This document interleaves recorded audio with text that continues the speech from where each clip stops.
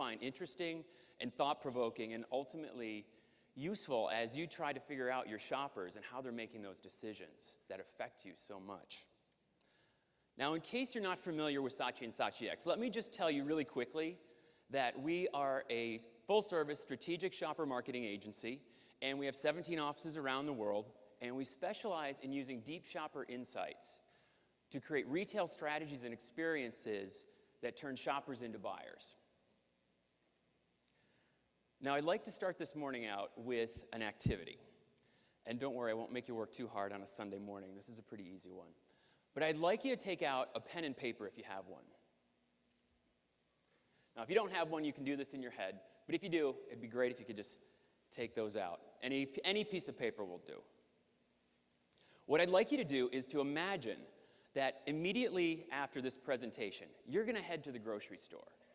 And you're going to pick up some items that you actually need at home. So I'd like you to think about some things that you might actually need at home. And I'd like you to write down a 5-item shopping list of those things that you're going to pick up at the store. I'll give you just a few seconds to do that, okay? And if you don't have a pen and paper, just kind of in your head, think about the kinds of things that you'd pick up.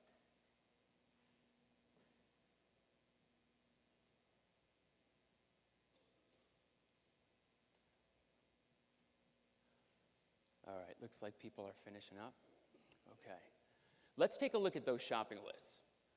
By show of hands, how many of you have written a list on which you have 5 brand name items? 5 brand names on that list. All right, take a look around. All right. Now, by show of hands, how many of you have created lists on which you have 1 or 0 brand names? Oh. Quite a few more. Okay, that's a big difference. Thank you. Now, you probably had very few brand names on that list because you're like most shoppers. And you're going to wait to make those final choices once you get to the store and you have all of your options laid out in front of you. That's what it means when the Point of Purchase Advertising International tells us that 70% of purchase decisions are made at shelf. That means that most shoppers, like this one whose list you see here, are going to write down general categories of items they want or need, and then they're going to wait till they get to the store to see what looks good or what catches their eye or what's on special before they make that final decision of which brands or products to put in their cart. Now, this shopper's list here is a pretty good example. She's got 11 items on this list, but she's only got 1 brand name, and it's the very last item. Now, unfortunately, she's written down, "I can't believe it's butter," which doesn't sound like it'd be a very good product. Now, shoppers do have brand preferences, and that could be a big advantage at shelf. But it's no guarantee when every option, every choice, every brand has the opportunity to reach out to that shopper and communicate and influence at the very moment they're making those decisions. And that's especially true as overall brand loyalty continues to decline and the number of products in most categories skyrockets. You know, I was at a Walgreens recently, and they had 111 different brands of shampoo. That's not the number of SKUs, that's the number of products there were to choose from. And incidentally, I was at a Tesco a while back, and they had 38 kinds of milk. So you dairy folks, you're doing it too. So clearly, there are a lot of options and choices to be made at shelf. And increasingly, shoppers are waiting until they get to the store to make those choices. And that's why the retail experience is where the rubber meets the road. It's where decisions are made. It's where purchase intentions translate into actual purchase behavior, and it's where brands face off in the final battle to reach out to that shopper, convince them that they're the best choice, and then motivate them to make that purchase now. And when done well, strategic shopper marketing can influence those shoppers directly at the very moment they're making those decisions.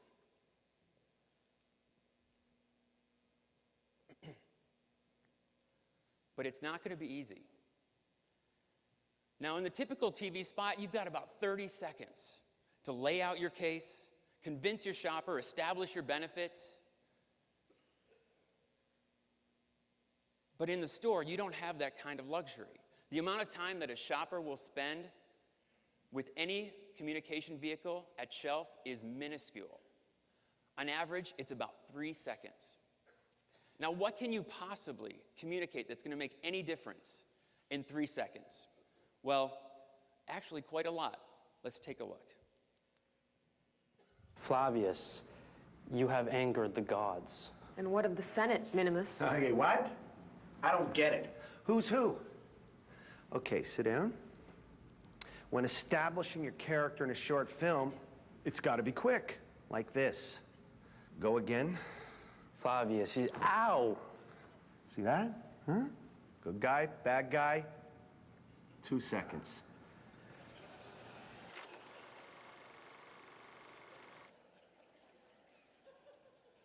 All right, now, that may not be the way that you want to communicate with your shoppers, but it does make a good point, and that's that our minds are capable of processing information and drawing conclusions from our environments very, very quickly. But at the speed at which shoppers are drawing those conclusions in store, no one can be expected to make a purely rational decision. And so we know that shoppers are influenced by a multitude of rational, psychological, and emotional factors as they fill their carts and walk through the store, making those decisions.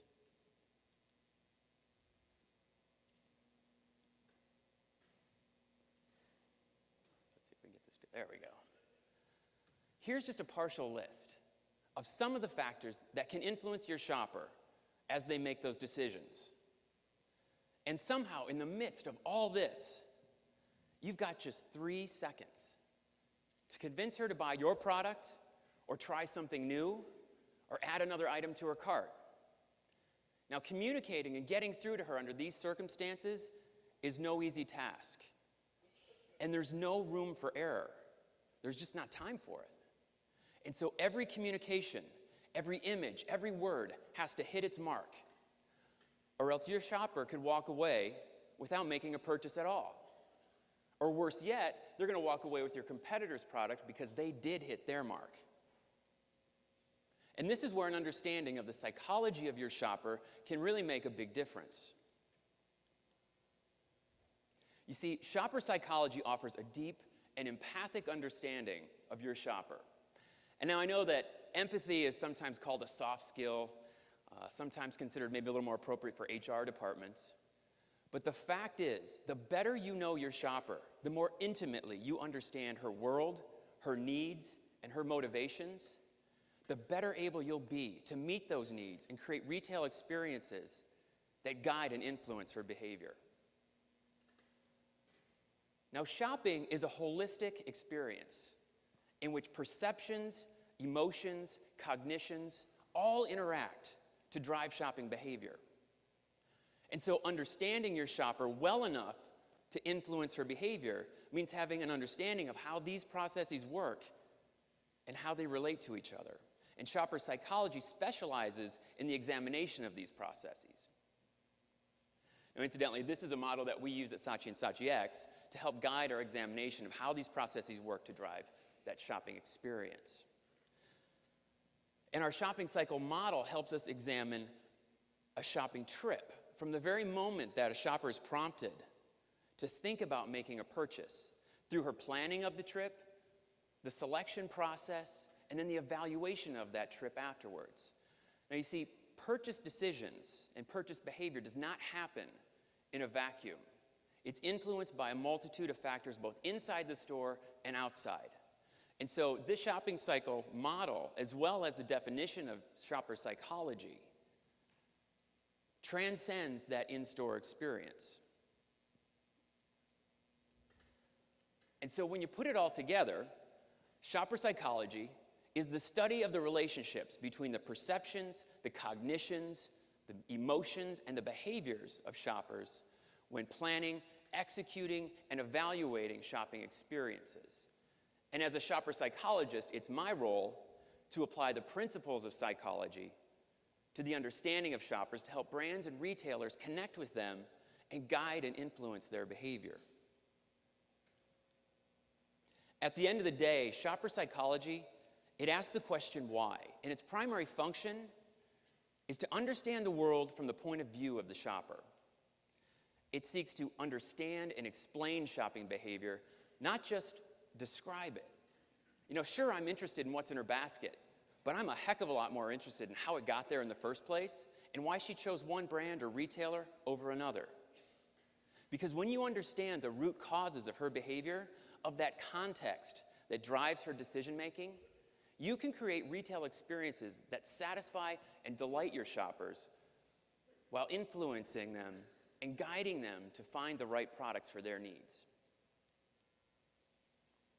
And so one of the first things to understand about shopper psychology is this idea of context. And as I like to say, context is decisive.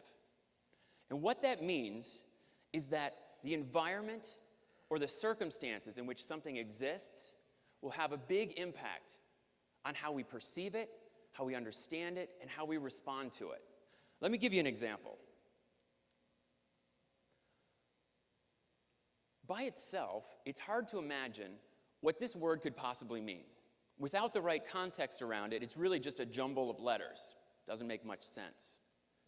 But when you put the right context around it, in the form of an entire paragraph of jumbled letters, our perception changes, and the meaning of that word suddenly becomes clear.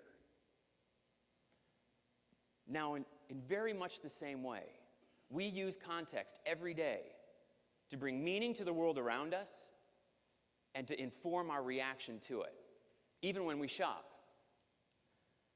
And when we shop, that shopping context will include both internal and external factors that will drive our perceptions and behaviors. So some of those internal factors will be things like our mindset, our needs, and the expectations and motivations that we bring with us into that retail environment. While external factors can be things like market trends, retailers' positioning, the shopping environment itself, and what's going on at the shelf.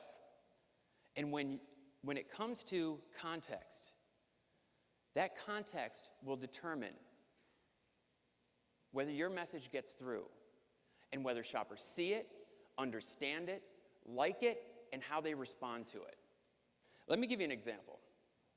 So, a few years ago in our London office, we were working with a manufacturer of jarred sauces. Now, these were sauces that you could pour over fresh chicken to create a meal.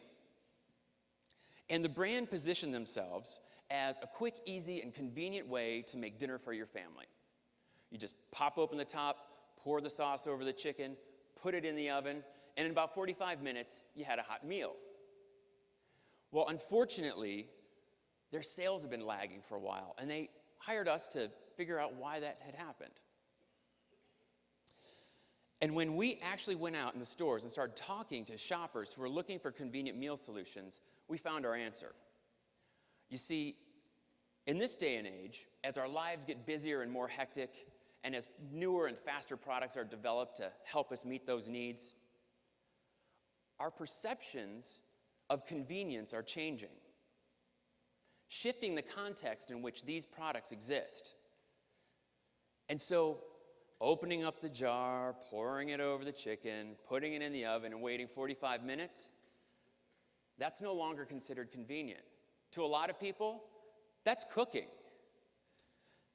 And when shoppers can find ready-to-eat prepared foods and microwavable meals just a few aisles over, it's very difficult for these products to make a convincing case for convenience. You see, that shifting context is making it very difficult for their message to get through to their shoppers. And so it became very clear that in order to connect, they were going to have to change that message.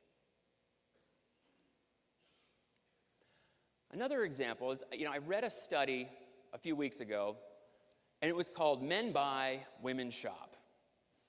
And the premise of this study was pretty much what you would expect. Women are engaged in the shopping process, and they like to browse and spend time in the stores. Well, men, they're much more utilitarian. They just want to get in and out as quickly as possible. And, this was a good study, and I generally agree that men and women have different approaches to shopping. But, every time I go to Bass Pro Shop, I sure do see a lot of guys who look like they're shopping. And, when you talk to guys, they'll tell you how much they hate shopping.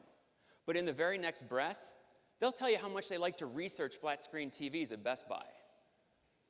And, I bet you there's a few women out there who would tell us how much they like to research shoes at Nordstrom. You get my point, though. That context makes a difference in how shoppers perceive and engage with that shopping experience. And it will also make a difference for how we can best communicate with them and influence their behavior.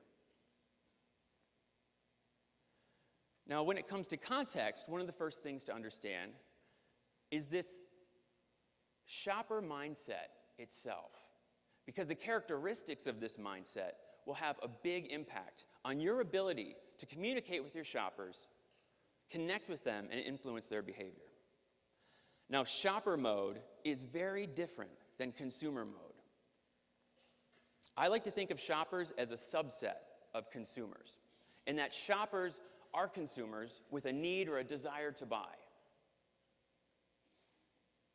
So when I'm in the shower, washing my hair, I'm a consumer.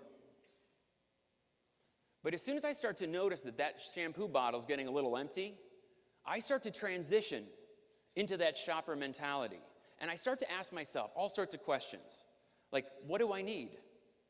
What are my options? How urgent is this? Where should I go? And we're off to the races. And when your consumer transitions into that shopper mindset, they're going to have very different needs, different pressures, and very different ways of interacting with their environment. Now, first of all, shoppers have purchase intentions. Even if they're simply browsing, they're open to the idea of making a purchase. And they're very task-oriented. They're on a mission. They're ticking off items on their written or mental lists. They're seeking out information about the products, and they're evaluating their choices to determine which ones are the best options for them. And so they've got all of their choices laid out in front of them in the store. Not just the ones that are at the top of their consideration set, but all of them that are available in that particular store, which means they have a lot of decisions to make. So shoppers must quickly evaluate their choices, determine the risks involved, and make those final choices about what products and brands to put in their carts, all while being bombarded with thousands of messages and sensory information, and while being pressured by time and budget constraints. A trip to the shopping store to the grocery store can be a very overwhelming experience. So how do they do it? How do shoppers manage this information overload and still stay on task to complete their trip successfully? Well, let's try another activity.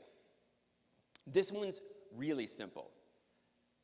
All I want you to do is on the next slide, you're going to see a whole bunch of symbols. And somewhere in the middle of all those symbols, there's a blue star. I just want you to find it. That's all you got to do. Pretty easy. But I'm only going to give you about 3 seconds to find that blue star. And when you find it, I'd like you to raise your hand. Okay? You ready? Okay, go. All right, great. Looks like most people got it. Excellent. Pretty easy, right? Not very tough. But I have another question for you. Can you remember which symbols were on either side of the blue star? It's a little harder, isn't it? Well, here they are. It was a red triangle and a green X. It's amazing how we can look right at something and not even see it, isn't it? But that's what shoppers do all the time. It's called selective attention, and it's how shoppers deal with the overwhelming amount of information coming at them in the retail environment. Now, as you were looking through these symbols, you were making some very quick, split-second decisions about which ones mattered and which ones didn't. And those that didn't were quickly deselected so that you could go about your task of finding that blue star as quickly as possible. Now, it happened in split seconds and mostly outside of your conscious awareness. But the combination of a task orientation and that time pressure caused you to put your blinders on and disregard most of what you just saw.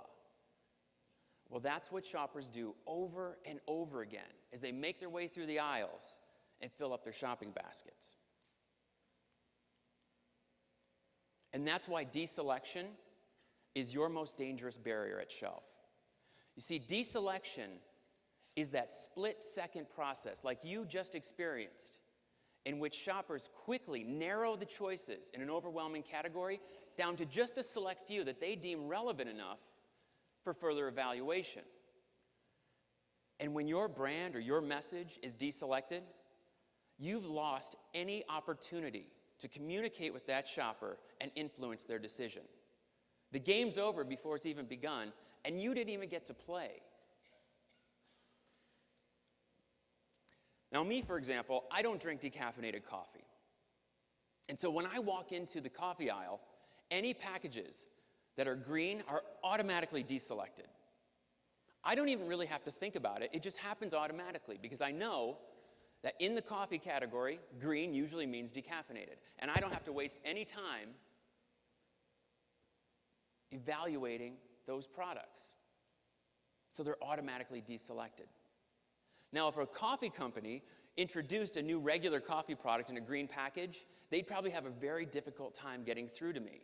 And I guarantee I'm one of their best customers. They'd be kind of like that red triangle next to the blue star. I just wouldn't even see them. And so as marketers trying to communicate to shoppers in the store environment, it's very important that we understand the perceptions, the emotions, and the attitudes that drive our shoppers' deselection process in our categories so that we have a chance to communicate with them and influence the decisions they make. And in the context of that retail environment, it's essential that you break through quickly. At the speed at which shoppers are making those decisions, breaking through first, getting her attention first, is a huge advantage. And there are two key ways of getting attention. The first is called sensory conspicuity, and the other is called cognitive conspicuity. Now, sensory conspicuity is also known as disruption. And essentially, the more an object contrasts with its environment through color, movement, sound, the more likely we are to notice it quickly. That's why school buses are bright yellow and why police cars have flashing lights and sirens, so that we'll notice them quickly. It's also one of the reasons, why a little-known brand named Fructis was able to make such a big splash in the hair care category several years ago. Its bright green packaging stood out like a beacon to shoppers in a category that had been dominated by mostly beige and white bottles. Its dramatic contrast with its environment made sure that that brand stood out in shoppers' eyes right away, and it created a huge advantage at shelf. And it's one of the reasons why they've been able to create what is now a powerhouse brand in the hair care category. And so creating products or messages that somehow contrast with their environments is a great way to get shoppers' attention quickly. But our Fructis example also demonstrates the shortcomings of disruption as a long-term strategy. Because today, the shampoo aisle looks a little bit like a candy store with bright colors coming at you from all directions. Not only have the competitive brands been able to adopt that very same disruption strategy, using pinks and blues and reds and yellows, but the private label product has also been able to sneak in using that exact same green color, all of which makes it much more difficult for any of these brands to get through first. Now, disruption can work, and it can work very well, but it's often a short-term strategy. Because the downside to disruption is that it's just too easy for your competitors to knock off. And today's disruption is often tomorrow's clutter. And so another more long-term strategy for getting your shopper's attention is called cognitive conspicuity, which is also known as relevance. Now, the amount of attention that we have to give at any one time, it's roughly fixed. We just can't pay attention to everything in our environment. It would be overwhelming. It would be disabling. And so those items or objects that have the most relevance to us tend to get our attention first, while those that do not have relevance to us don't. I'd like you to consider for a moment a phenomenon known as the cocktail party effect. Now imagine you're at a party and you're having a discussion with a friend. Now, even though there's all sorts of other conversations going on around you, they kind of fade off into background noise as you focus in on the conversation that you're having.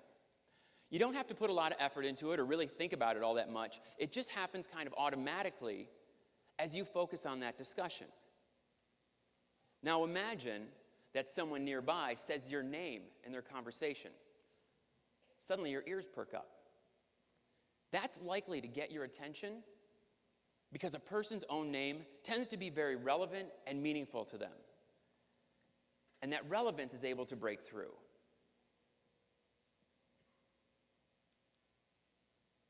Well, relevance works very much the same way in the retail environment. Those packages or products or messages that are somehow relevant to us will get our attention as we make our way through the aisles being bombarded with information. While those that don't, they're deselected very quickly and we never see them. And while disruption attracts our eye, relevance attracts our interest. It engages our mind and it makes a connection. And that connection, that ability to connect with your shopper to what matters to her most, can be a huge advantage at shelf. Because even though it is critical to overcome deselection, that really only gets you into the game. Once you've gotten her attention, you've still got a lot of work to do. You still have to engage with her, convince her that you're the best remaining choice, and then motivate her to make that purchase now. And that's where emotion can come in. Now, whether you're a manufacturer or a retailer, emotion can be one of the most powerful tools you have to connect and influence your shopper, or it can be one of the biggest barriers. When it comes to emotion, there's no such thing as a neutral environment. What all shoppers have in common is that they're human beings and they'll respond to their environments with emotion, either positively or negatively. So every touch point to your shopper, whether it's products, packaging, messaging, or the space itself, will have to work together to drive positive emotional reactions because they'll all be communicating either positively or negatively. So let's take a look at a few retail environments and imagine how shoppers might react to them with emotion. First, we've got a beauty care aisle that not only looks like it's probably a little frustrating to navigate, but that also fails to reflect shoppers' expectations of beauty. Now contrast that with this one, in which navigation, education, and inspiration have been carefully thought through to create a shopping experience that is both enjoyable and efficient, reducing the opportunity for frustration and anxiety, while at the same time fixturing, flooring, lighting, and imagery all work together to create an attractive environment that mirrors shoppers' expectations of beauty and open the opportunity for positive emotional reactions. Here we have what I like to call a dour and disorganized gift section that certainly does not match shoppers' sentimental mood when shopping this category. And then we have this one that's much better organized to reduce the chance of frustration, and that, again, uses environmental elements to meet the shopper's emotional needs and create an opportunity for positive emotional reactions. This one's my favorite. This is a home care section that looks more like a cluttered alleyway than a department that's dedicated to helping you keep your home clean and spotless. And then there's this one that's much more inspirational and organized and easy to shop, increasing the chance of positive emotional reactions simply by being organized and clean, just like you'd want your home to be. Now, some emotions attract us, like joy or enthusiasm or delight. And other emotions repel us. We find them uncomfortable